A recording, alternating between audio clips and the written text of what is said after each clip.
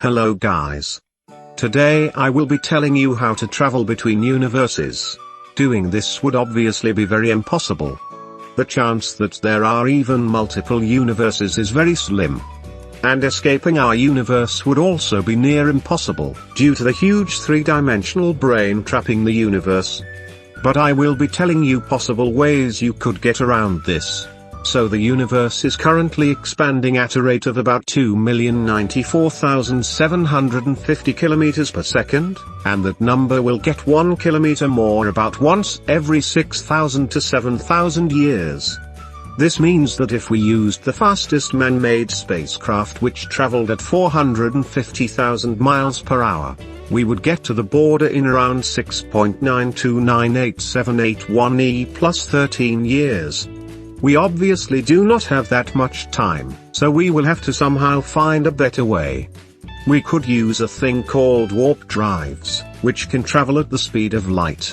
Warp drives are basically machines which compress the space in front of you, and expand the space behind you, sucking you forward. This is sadly the fastest way we'll be able to get to the edge of the universe, and it will take around 46,509,248,956 years. Okay, so let's say that you finally reach the edge of the universe.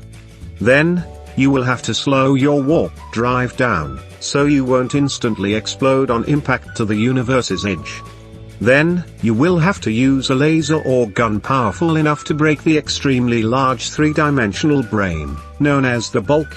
But breaking the bulk would be like a drawing on paper trying to break out, since the bulk is inside of a higher dimension. So one way of doing this would be to launch a gravitational wave moving at the speed of light somewhere in the fourth dimension that is pointed at the bulk. This would obviously be impossible, but if it wasn't, then the frequency of the wave would have to be 1.85485887 E plus 43.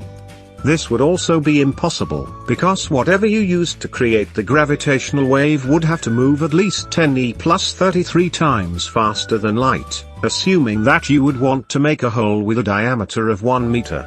But again, let's pretend it is. After that, you would be introduced to what is equivalent to a real-life null.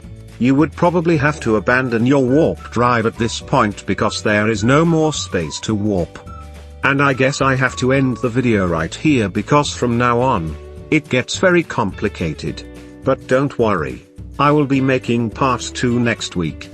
Anyways, hope you enjoyed this very practical tutorial, and see you next time. Bye.